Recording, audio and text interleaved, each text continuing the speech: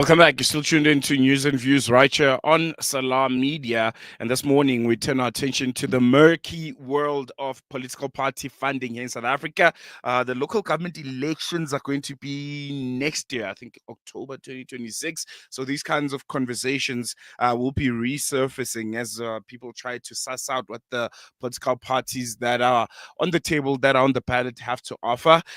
There's a new report by My Vote Counts, and it was brilliantly unpacked by Daily Maverick's senior journalist Rebecca Davis, and it reveals some sobering truths from billions flowing into election campaigns to mysterious other income categories and loans that may be little more than loopholes. And at the heart of it all lies one simple question: do we really know who funds politics here in South Africa? Who funds the political parties? And ultimately, and most importantly, what do they expect in return? And joining us now to discuss her article, mirrored in opacity 10 hard truths about SA's political party funding, is senior journalist at Daily Maverick, Rebecca Davis. Rebecca, thank you so much for joining us. Welcome to News and Views. Always a pleasure having you on air.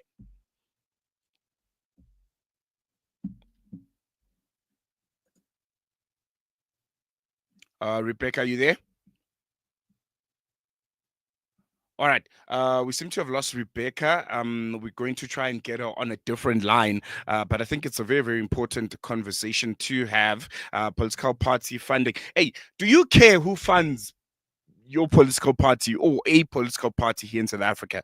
Do you care that there might be some level of capture from those that might be the funders of the political party in question, one that you support, one that you think deserves your vote? You can engage with us. You can give us a call. Our studio line is 01168000355, or you can send us a WhatsApp on 0617660355, because the truth is, ultimately, whoever holds the power, what does the saying go? Whoever pays the piper plays the tune, right? I think that's how it goes. And I think to some level, it's also very, very, I think it's there, it's clear to see to some extent about some of the decisions that certain political parties take about certain issues, whether it's policy, whether it's how they vote in parliament, or how they approach different issues here in South Africa, but who ultimately pays them, whose tune they're singing. And I think it's a very, very interesting conversation. We have Rebecca back on air. Rebecca, good morning. Thank you so much for having us. We just lost you there for a moment, but again, welcome. Really excited to be having this conversation as we are slowly approaching the 2026 local government elections. These kind of conversations will be popping up, and they're always interesting to have. Yeah, I mean, I'm really interested in the question of who funds our political parties, because I think we all should be, because the question is, if people are giving huge sums of money to politicians, what are they expecting back? That is a critical question that we should all be concerned by. No, most definitely. And I want to start with the big picture. When you went through the My Vote Counts findings, what struck you the most about the scale and the flow of money into political parties? What were some patterns that started to emerge? I think many of us don't realize the extent to which we, as ordinary taxpayers, are bankrolling political parties to the tune of well over R1 billion a year. So the IEC gives money to political parties through the Represented Political Party Fund, and then the National Assembly and provincial legislatures give money to these parties. So, the ANC was getting, in the 2023-2024 financial year, the ANC was getting almost R1 billion just from the National Assembly, and then an additional 285 million rand from taxpayers. That's our money. DA is getting 120 million from the IEC. It's getting over 300 million from Parliament. So in total, over 400 million. and huge amounts to the EFF too. And I mean, my sense is that people are sort of so cutful of politicians at the moment that if that fact was more widely known, I think people would be quite outraged. No, most definitely. And I want to touch specifically on the point that you just made. And I think you also highlighted it in the article, the fact that the ANC and the DA together hoover up nearly 3/4 of all the funding that is available for political parties.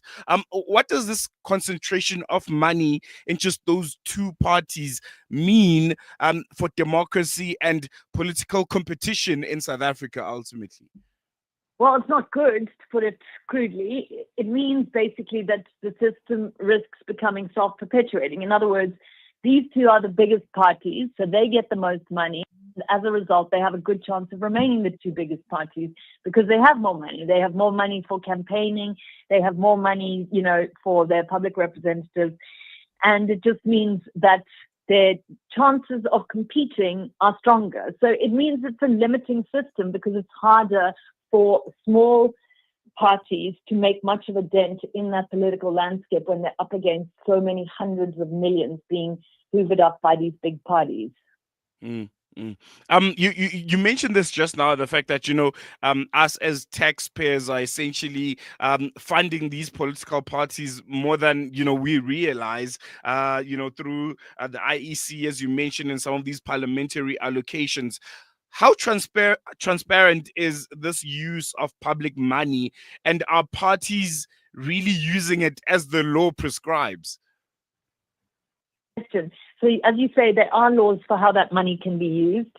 They can only be used for things like political education and promoting citizenship. So quite vague things, but it specifically says in the Political Funding Act that the funds cannot be used for salaries for party workers or to buy financial interests or pay legal costs, etc.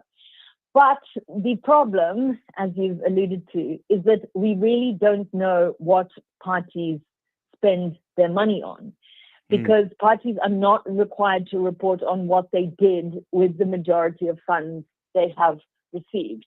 And one of the negative impacts of this is that, as My Vote Counts says in the report, we actually have no idea of what it costs to run a political party because we don't know what they're doing with the money. So we don't know if they're spending it wisely or squandering it, and we have no sense of what it costs to become a new entrant in the market. One other thing that jumped at me, especially with the ANC, is their so-called other income, bracket that they have, which is nearly 413 million. 78% of its private funding remains largely unexplained. What do we know about this category, this other income category, and why is it so troubling? So other income is one of the categories that you can report money in as a political party. And it means it's money that doesn't come from private donations, but it also doesn't come from the public purse. So the DA says, for instance, that its other income comes from when it sells its caps and interest on investments, and if it has like a small scale fundraising event, like a car wash or something. The ANC gives no indication of what it spends, of where it derives that money, but it amounts to 80% of its funding, which means that the absolutely vast majority of money that the ANC has comes from sources about which we know absolutely nothing. And that is worrying. What is that money? Where is it coming from? We still have no idea. You also point out that loans could be one of the biggest loopholes, with parties potentially somewhat disguising donations as loans. How widespread is this practice, and what risks does it pose for accountability? Well, it seems to be quite widespread. And again, the point is that we don't know where these loans come from. So in other political jurisdictions, political parties are required to disclose the source of loans, which makes sense. And it would be helpful if something like that was introduced here, because what we saw, for instance, was the EFF disclosing a loan of 60 million. That's serious money. And the only reason we know where that comes from is because of a News 24 report, which reported that the EFF had secured a 60 million rand loan from Standard Bank. So that was from a financial institution.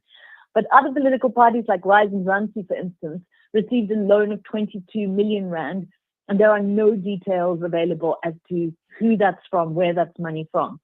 And as My Vote Counts says, it's very easy then for a party to disguise donations as a loan, which then they can say, oh, we'll pay it back in X number of years, but they don't ever actually pay it back. And we never know who's the lender, which is actually a donor in disguise. Mm, mm, mm. Can you give us a bit more insight on this new proclamation that was signed by President Ramaphosa on political party funding? What is it? What does it mean? And could it ultimately, be a starting point of a bit more transparency being displayed by political parties and how they get their money? Unfortunately, it's going to do the opposite. So this proclamation was quite quietly signed into law by President Ramaphosa last month. And what it does is double the disclosure threshold for donations. So previously, political parties had to disclose every donation they received over 100,000 rand. Now they only have to disclose donations of over 200,000 rand. It also raised the level of donations they can get in general. So previously, political parties could only accept 50 million rand from one donor in a single year. Now they can accept 30 million rand. So all in all, what it means is more money being allowed to wash into the system with less transparency. And that's why groups like Vote Counts are challenging it in law, saying that this is not good for the transparency of our political system. Very, very concerning.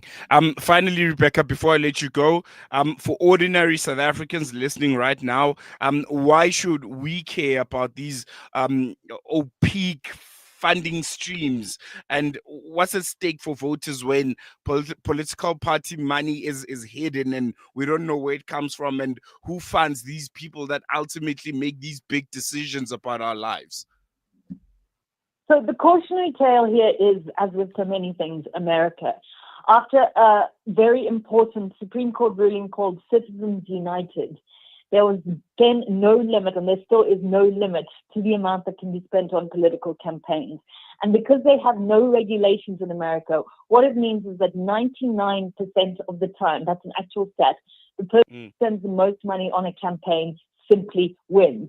And we've seen, for instance, that the Israel-linked lobby in America gives huge amounts to politicians, and they are allowed to do that, and that is one of the reasons why Israel has such overwhelming support across the political spectrum in America. We don't want to see that happening in South Africa. We don't want it to be a case where the richest people get to determine our politics. So if you are a member of a political party, I would urge you to ask your politicians, your representatives, where does the money come from? Can they be transparent? Will they show you the books? And if they won't, why not? No, most definitely, Rebecca. Thank you so much for joining us. Unfortunately, we have run out of time, but really, really appreciate your insights. You're very welcome anytime. There you go. That was Rebecca Davis, senior journalist at the Daily Maverick, unpacking some of the hidden truths behind South Africa's political party funding model. Her article, mirrored in Opacity, 10 Hard Truths About SA's Political Party Funding, is a sobering reminder that money and politics are deeply, deeply intertwined, especially in a country like ours, and that without transparency, without accountability, there is a lot of risks. You have these people that are in parliament taking very, very big decisions about our lives, about the state of our country and the future and trajectory and direction that it takes. But they're getting money from sources that they don't want to reveal. And I think that's concerning. You can read Rebecca's full analysis on the Daily Maverick. I think it's a really, really wonderful piece to kind of engage with, to understand the political party funding model and some of the findings that were made, especially as we head to the local government elections, which are going to be in October 2026. Start educating yourself now. Start reading up about political party funding model. Start reading about who funds the different and various political parties in South Africa. And once we get closer to the elections, and you can start understanding the manifesto, what each political party has to offer, their track record, their leanings on various issues, especially the local government elections. This is very, very important because it's bread and butter issues. It's what affects you on a daily basis. Is whether or not your road will be tarred on time or the potholes will be fixed. It's whether or not the electricity in your area will be fixed. It's whether or not you'll have a councillor or mayor who's accessible to kind of meet the challenges that your community is facing. So let's start now. Local government elections 2026, but these conversations need to start propping up now, educating ourselves now. But because I think we can all agree that our country is on it's at a very, very precarious point right now. We are at a turning point, and one small decision could see South Africa turn a direction that we can't come back from. So yeah, for you, I think the question is simple. South Africa's political parties have received plus minus 3 billion in funding this previous year. How much of it and much of it, rather, I should say, is hidden behind vague categories and these loopholes that they try to work around, so that they don't show you exactly who's paying for the political party. And I want to know from our listeners, do you think, as South Africans who are living in a constitutional democratic country, we should know how exactly and who exactly is funding our politicians and who's behind the machinery of these political parties? Or is money in politics just the price we pay for the democracy that we enjoy? What's your view? You can engage with us. Our studio line is 0116800355. On WhatsApp, 0617660355. Do you care who funds the political party that you support, political party that you vote for, and that you love? We'll be reading your comments on air, and you can also call us on 061766007168000355. I almost called out my own number on air. Anyway, you're going to take a quick break. When you come back, news and views continues after this.